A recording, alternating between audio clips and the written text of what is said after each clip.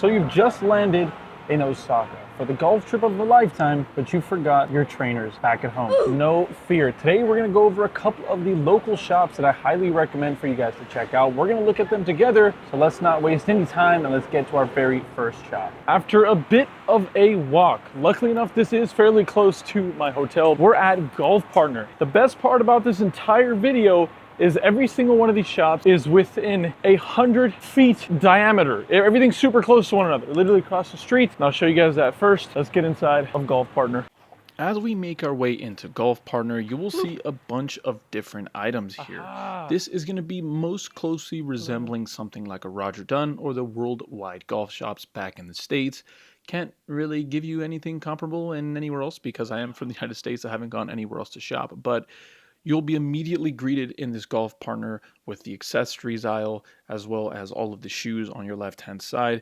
As you peel back around the store, you will see very quickly there are a plethora of used iron sets, used clubs in general, as well as some fun new clubs that you'll see towards the front left of the store. They got the AI Smoke there. I didn't see any GT3s. I'm sure there is, but none of the new GT models for the Titleist product. Outside of that, this feels like a golfer's paradise. Has everything you could want, all the different price ranges. For the simplicity of the rounding, we'll say 1 USD is worth about 150 yen.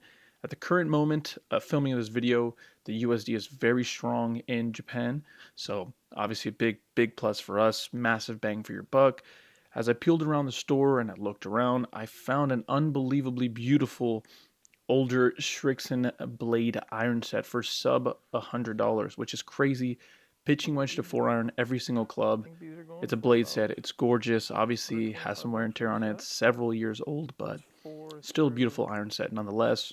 A bunch of items to choose from, and there are quite a different style of putters here. I was not expecting it. I'm not too versed in the putting world out here in Japan, but the way the hosel sits on all of the putters, it's kind of like a triangle, and it's more towards the center of the golf club. It looks a little, a little funny to me, but obviously they're doing something right. They've produced some of the best golfers in the world, so it is what it is. I haven't found a set of mirrors yet. One big thing I wanted to do while I was out here is to get an authentic mirror wedge of some sort and kind of take that back home as almost like a souvenir. I'm now at the point where I'm collecting golf clubs. I love them. As I get and grow into the game of golf, I think it'd be fun to pick up little things like that in the countries I go to visit. But nonetheless, not really much more to talk about this place. I think the irons are fairly well priced. Some are comparable to the US or a little more expensive for those more popular US models, like Callaway, Titleist, and TaylorMade will be a little more expensive. But for all the Japanese brands like Srixon, Mizuno, all of these style of brands, I found that they were significantly cheaper here, and there was a bunch of really nice deals on some used clubs. So fruit for thought, but that's not going to stop there. We've got another store to visit, and it's even crazier than this one, and it's not even close.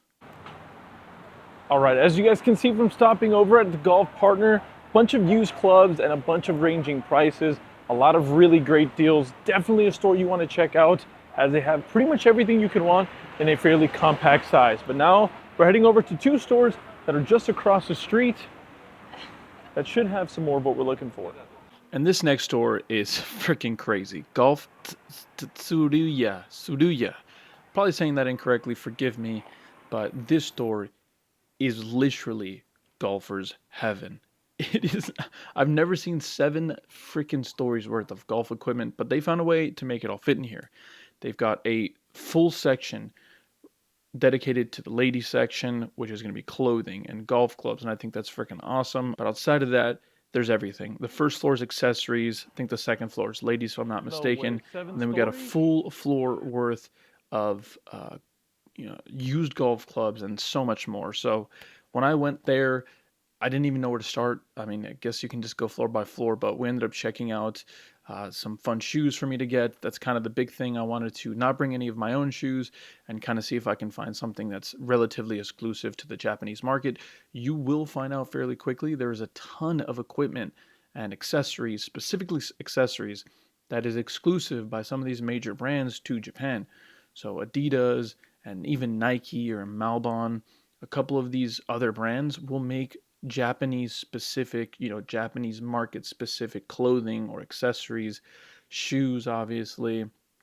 And I think that's super cool. There's all obviously golf clubs that are specific to the Japanese market as well. They're just slightly different. I don't think there's much different in the tech. I just think the way it looks is different. And I don't know, I think that's fun. Outside of that, there was a bunch of different deals on used golf clubs. Very well organized here, I will say. When you go to the third level, which is the used golf club section, or the fourth level, I should say, everything is super clear to read and see. There's a section of used golf clubs, and every single brand that you could possibly think of is there. They got Mizuno, got Trixon, TaylorMade, Callaway, iron sets under their boards. It's very simple to see, as well as a massive population of used golf clubs. The Scotty Cameron section is also freaking crazy and unreal. And even more than that, there was a golf club being sold for Ladies and 3 gentlemen, take a quick million look at that price. yen. Let that That is a sink in for a Scotty second. Cameron. Let's figure out how much that is. That is 2 million yen. How much 2.75 million USD yen. is 3 million yen? 3 million Japanese yen is $21,104.47. Like, holy crap. A Scotty Cameron was worth $21,000 and it was on display there. So I don't know why. I couldn't tell you, but that's pretty cool. Anyways, that's probably going to do it for today's video. I hope you guys enjoyed this kind of like walk around experience at the stores.